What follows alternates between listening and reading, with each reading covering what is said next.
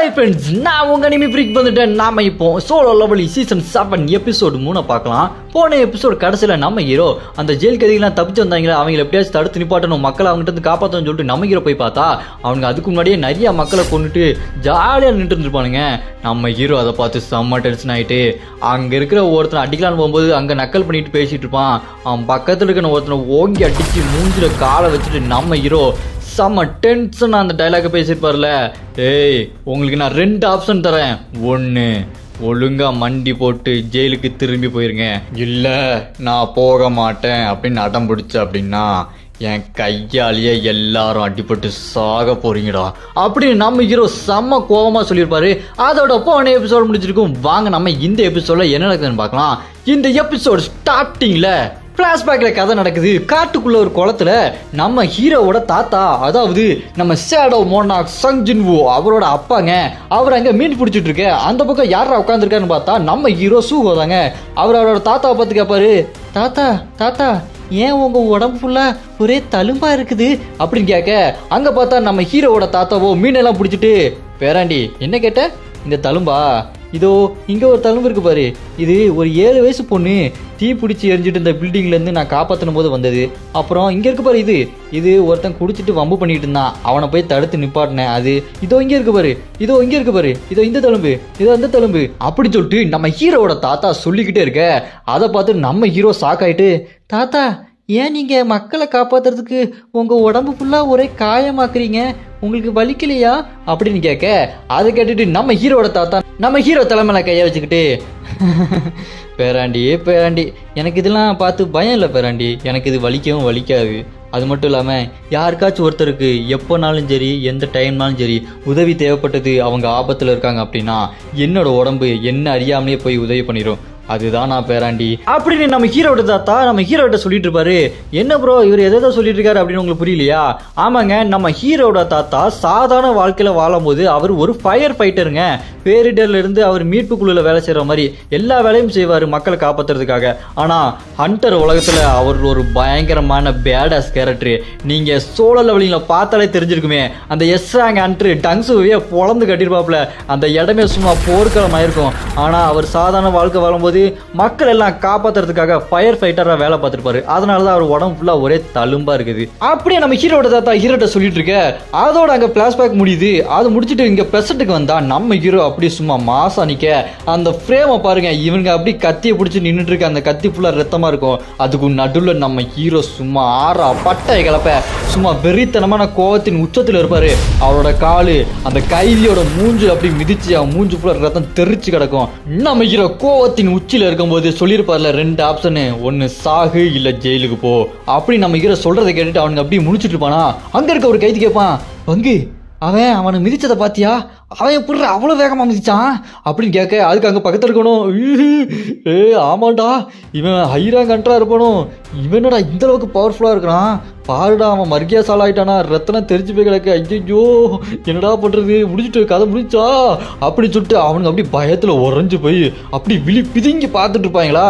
இந்த பக்கம் நம்ம ஹீரோ பின்னாடி ஒருத்தன் கைதி இருப்பான். அவனை, ஏய் ஏன்டா பயப்படுறீங்க, பயப்படாதீங்கடா, நம்ம கிட்ட தான் அந்த ஸ்டார் ஸ்டோன் கிறிஸ்டல் இருக்குது, அந்த பவுடரை கல்லாவே வச்சிருக்கோம், அதை கடிங்கடா, அதை கடிச்சு உங்க பவரை ஏத்தி இவனை பொழந்து கட்டலாம் வாங்கடா அப்படின்னு சொல்லிட்டு அந்த ஸ்டார் பவுடர் வாயை வச்சு கச்சக் அப்படின்னு ஒரு கடி தான் அந்த பவரை ஏற்றுவாங்க பாருங்க. சுற்றி அவனுக்கு எல்லாருக்குமே பவர் வேற லெவலில் ஏறும். அங்கே இருக்க எல்லாருமே பவர் ஏறிச்சுடா சும்மா ஜிவுன்னு இருக்குடோ அப்படி பின்னாடி இருக்கும் கத்துவான், மச்சே இப்போ என் கையில ஒரு எஸ்ராங்கன்று கிடைச்சாலும் வச்சுக்கோ, அவனை எலும்பை ஒட்டச்சி மண்டை போட மிதிச்சு சாவடிச்சிருவன்டா, அதுதான்டா இளந்தாரி பிள்ளைகளுக்கு மச்சி வேற லெவல் இருக்கடா பவர்ற அப்படின்னு சொல்லிட்டு கத்திட்டு ஓவர் குஷியா இருப்பானுங்க. நம்ம ஹீரோ அதை பார்த்துட்டு, நீங்க சாகிறதுக்கு இதுவே காரணமாக போகுதுடா, நீங்க அந்த ஸ்டார் பவுடர் யூஸ் பண்ணாம இருந்தா கூட உங்களை விட்டுட்டு போயிருப்பேன், நீங்க அதை யூஸ் பண்ணிட்டீங்க இல்லையா, உங்களை வெட்டிட்டு தான்டா போவேன், இதுக்கப்புறம் உங்களை யாராலையும் காப்பாற்ற முடியாதுடா அப்படின்னு சொல்லிட்டு நம்ம ஹீரோ மனசுல யோசிச்சுக்கிட்டே இருக்க. டக்குன்னு பார்த்தா நம்ம ஹீரோக்கு ஏதோ மாதிரி ஆயிரும், அப்படி ஃப்ரீஸ் ஆகி நிப்பாரு. பின்னாடி பார்த்தா அந்த லீ இருக்கான் பாத்தீங்களா, அவனோட ஆவிங்க, அவன் ஆவி அப்படி பின்னாடி வந்து நிக்கிற மாதிரி இருக்கும். நம்ம ஹீரோக்கு அந்த ஆவி பேசும் பாருங்க, என்ன தம்பி யோசிச்சுக்கிட்டு இருக்கியா, ஏன் யோசிச்சுட்டு இருக்கிற? அவனுங்க தான் அந்த ஸ்டார் பவர் ஸ்டோனையும் எடுத்துட்டாங்க இல்லையே, அதுக்கப்புறம் நீ எதுக்கு இந்த மாதிரி யோசிச்சுட்டு இருக்க? அவங்கள கொல்லலாமா வேண்டாமான்னு தயங்கிட்டு இருக்கியா? அவங்க எவ்வளோ மக்களை கொண்டு இருக்கானுங்க, இன்னும் சொன்ன மக்கள் அவனுங்க எல்லாம். அவங்க இந்த மாதிரி கொடுறமா வேலை பார்த்துருக்கானுங்க, நீ அவளை பற்றி யோசிச்சுக்கிட்டு இருக்க கொல்லாம. உன்னோட பவர் இந்த அளவுக்கு ஏறி என்ன பிரயோஜனம்? நீ இந்த அளவுக்கு பவரை வச்சுக்கிட்டு கோலா மாதிரி மனசுல யோசிச்சுக்கிட்டு இருக்கியா? ஏன்டா யோசிச்சுக்கிட்டு இருக்க? அவங்கள கொல்லு. பாடுறா, என் வயிற்றுல எவ்வளோ பெரிய ஓட்ட போட்டிருக்கேன், உளுந்த வடையில ஓட்ட போட்ட மாதிரி. அதே மாதிரி அவங்கள கொல்லுடா, கொல்லு. உன்கிட்ட தான் பவர் இருக்குதுல்ல, அதே மாதிரி கொல்லு. இல்லை இந்த மாதிரி பயந்துக்கிட்டு இருக்க போறியா? சீக்கிரம்டா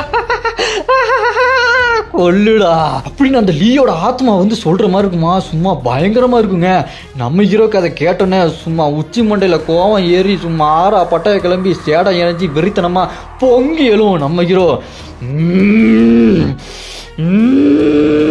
அப்படின்னு சொல்லிட்டு சும்மா விரித்தனமா நிப்பாரா. அதை பார்த்துட்டு அவங்க 2 பேரும் ஜாலியாக கத்திட்டு இருந்தாங்களா, அவங்க எப்படி முழிப்பாங்க, என்னடா ஏன்டா அவன் எப்படி பண்ணிட்டு இருக்கான், பயங்கரமா இருக்கதாடா அப்படி சொல்லிட்டு பார்த்துட்டு இருக்க. நம்ம ஹீரோ அவனுக்கு நடுவில் சேடா எனர்ஜி வெளியே வர சும்மா வெறித்தனமா நின்றுப்பாரா. அதுக்கு அவங்க பார்த்துட்டு மிரண்டுட்டு இருக்க. அங்க இருக்க ஒருத்தன் கத்தி வச்சுட்டு, டேய் என்னடா வேடிக்கை பார்த்துட்டு இருக்கீங்க, அவனை போட்டு தள்ளுங்கடா அப்படி சொல்லிட்டு கத்தி எடுத்துட்டு வேகமா நம்ம ஹீரோ கிட்ட ஓடி போயிட்டு அட்டாக் பண்ண போவான் பாருங்க. நம்ம ஹீரோ அவன் கையை 2ஆ உடச்சி கத்தியை பிடிக்கிட்டு சும்மா சர சர சர சர சர சர வெட்டுருவார் பாருங்க. வெட்டில அவன் அந்த பக்கம் போய் விழுவான். அப்படி முழிப்பான், அவனுக்கு என்னாச்சுன்னு தெரியாது. அந்த அளவுக்கு செம்ம ஸ்பீடா வெட்டியிருப்பாருங்க. அவனுக்கு என்ன நடந்தது ஒண்ணுமே புரிஞ்சிருக்காது. அந்த பக்கம் பார்த்தா அவன் அப்படியே குப்புரை அடிச்சு கிடப்பான், ரத்தம் தெரிச்சு அப்படியே செத்து போயிருப்பான். நம்ம ஹீரோ அப்படி பயங்கர கோவத்தோட நின்று இருப்பாரு. அதை பார்த்துட்டு அங்க இருக்கணும், ஏய் மச்சான் செத்துக்கியாடா, டேய் யாரா அவன், நான் ஸ்டார் பவுடர் எடுத்தேன், டேய் உனக்கு தெரியுதா இல்லையா, நான் ஸ்டார் பவுடர் எடுத்துருக்கேன்டா, நான் அதை எடுத்துமே இந்த அளவுக்கு பவர்ஃபுல்லா இருக்கானா, டேய் யாரா நீ அப்படி சொல்லிட்டு மனசுக்குள்ள அப்படி நடிக்கிட்டே நின்றுப்பான் பாருங்க. நம்ம ஹீரோ தவட்டாலியா ஓங்கி ஒரு குத்து பாருங்க. அவன் வாயெல்லாம் அப்படி கிழிஞ்சு பல்லுலாம் உடஞ்சி தெரிச்சு போய் அப்படி ஏன்னு கிடப்பான். செவுத்தோட அடிச்சு செவுலாம் உடஞ்சி தெரிச்சு போயிருக்கும். அந்த அளவுக்கு ஒரு குத்துலயே இவ்வளோ பவர் இருக்குது பாருங்க. அதை பார்த்துட்டு அங்க 2 பேர் இருந்தாங்க பாத்தீங்களா, டேய் என்னடா பண்ற, உன்னை விட மாட்டேன்டா அப்படி சொல்லிட்டு 2 பேர் ஜம்ப் பண்ணி நம்ம ஹீரோ பின்னாடி வந்து அட்டாக் பண்ண வருவாங்க பாருங்க. நம்ம ஹீரோட லுக்கு பாருங்க, சும்மா ஒரிஜினலாவே நான் வில்லம்மா அப்படின்ற மாதிரி வெறித்தனமா இருக்காருங்க.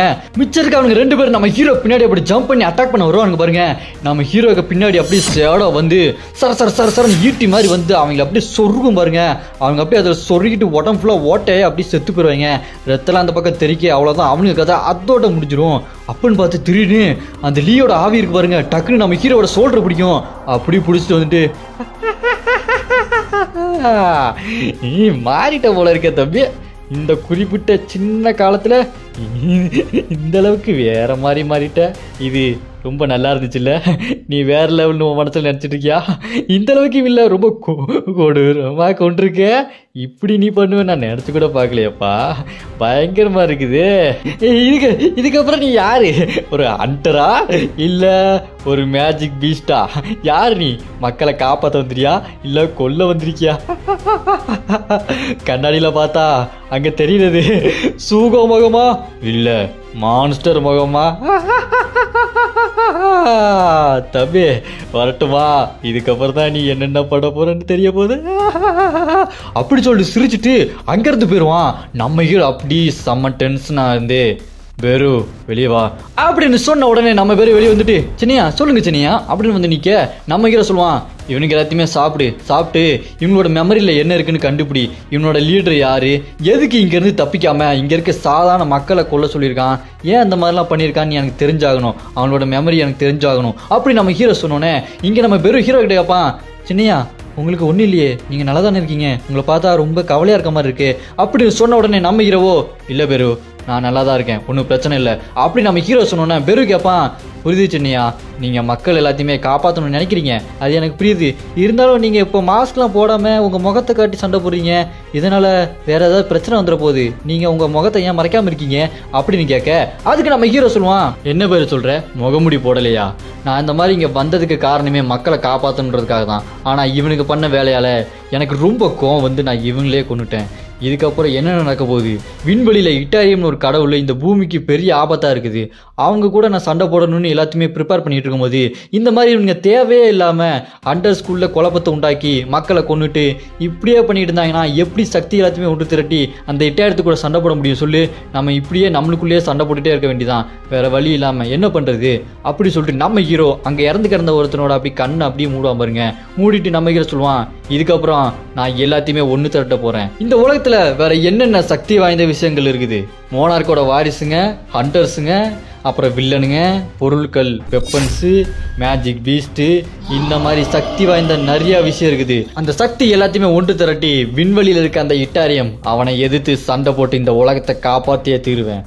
இதுக்கு என்ன நடந்தாலும் பரவாயில்ல, எவன் குறுக்க வந்தாலும் பரவாயில்ல, சும்மா அடிச்சு தள்ளிட்டு போய்கிட்டே இருப்பேன் அப்படின்னு நம்ம ஹீரோ சொல்ல, அதை கேட்டுட்டு பேரு, சின்னையா நீங்கள் சூப்பர் சின்னையா, நீங்கள் சொல்கிறது அப்படின்னா இந்த உலகத்தையே உங்கள் கண்ட்ரோலில் கொண்டு வந்து நீங்கள் அதன் மூலமாக அங்கே சண்டை போட்டு பெரிய சேடம் முனருக்காகி இட்டாயத்துக்கு கூட ஜெயிக்கணும்னு நினைக்கிறீங்க, அதானே சின்னையா, நீங்கள் சூப்பர் சின்னையா அப்படின்னு பேர் சொல்ல, அதை கேட்டுட்டு நம்ம ஹீரோவோ, என்ன பேர் சொல்கிற, நான் ஒன்றும் படை வீரர்கள் சேர்க்கலை, நான் டீம்மேட்ஸை சேர்க்க போகிறேன் அப்படின்னு சொல்லிட்டு நம்ம ஹீரோ, இதுக்கப்புறம் நான் தனியாக சண்டை போட்டுக்கிட்டு எல்லா இடத்துக்கும் தனியாக போய் அது ரொம்ப கஷ்டம், இதுக்கப்புறம் நான் ஒளியவும் முடியாது, நான் என்னோடய முகத்தை காட்டி தான் ஆகணும்.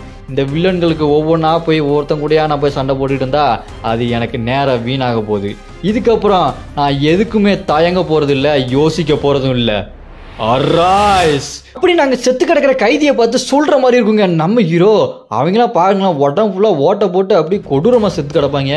இதுக்கப்புறம் என்ன நடக்க போதோ, நம்ம ஹீரோ என்னென்ன சேடாக வச்சு செய்ய போகிறாரு தெரியலையே. அப்புறமா அங்கே கட் பண்ணா இந்த பக்கம் சிட்டிக்குள்ளே ஒரு காரு செம்ம ஸ்பீடாக வந்துட்டு இருக்கு. அது அப்படியே செம்ம கெத்தாக வேற லெவலில் வந்துட்டு இருக்குங்க. அந்த கார் என்னன்னு தெரியல, ரோல்ஸ் ராய்ஸ் மாதிரி இருக்குது, வேற லெவலில் ஸ்பீடாக வந்துட்டு இருக்குது.